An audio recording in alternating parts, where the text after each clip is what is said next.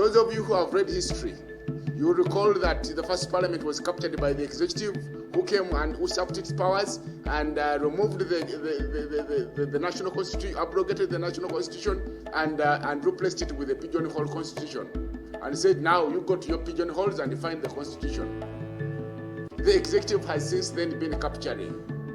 If you look at fast forward the fifth parliament, the fifth parliament had as its speaker the president of Uganda, Mr. Museveni, was the speaker, but he was always being deputized by Haji Moses Chigongo.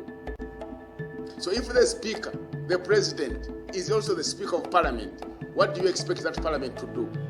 Fast forward, was it the eighth parliament that seems to have been arm-twisted to remove term limits from the constitution?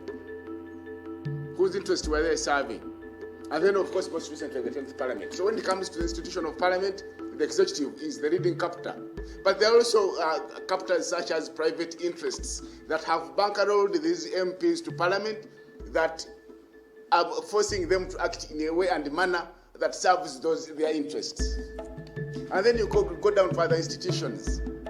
In other institutions, who is who are the captors? When you get down to unmask who they are, these are people who have been appointed directly by the president.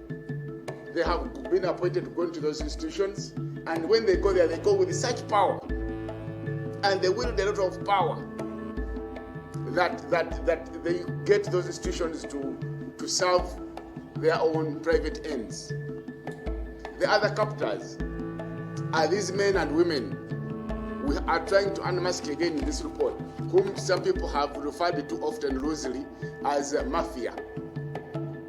They are men and women who are believed to be well connected to the state, well connected to the corridors of power. Okay? Everybody comes out and seems to be saying who they are. They do what they want when they want. When you talk to the technocrats in the state institutions, they tell you that they fear this group because sometimes they decide whether or not your contract should be renewed. They purport to have power to determine who gets to be appointed where. These men and women who are known have captured the state. Now, when you go down to other institutions such as local governments, you will find the same. There are situations where in a district, half of the councillors have been bankrolled by an area MP. So the area MP in that aspect has sway on the floor of parliament. There are situations where the LC5 and his executive were bankrolled by a certain contractor in the village. They control who takes which contract. There are situations where you find the LC chairperson has captured a village. It is my village, my thing. So these captors are many. So this is just the beginning.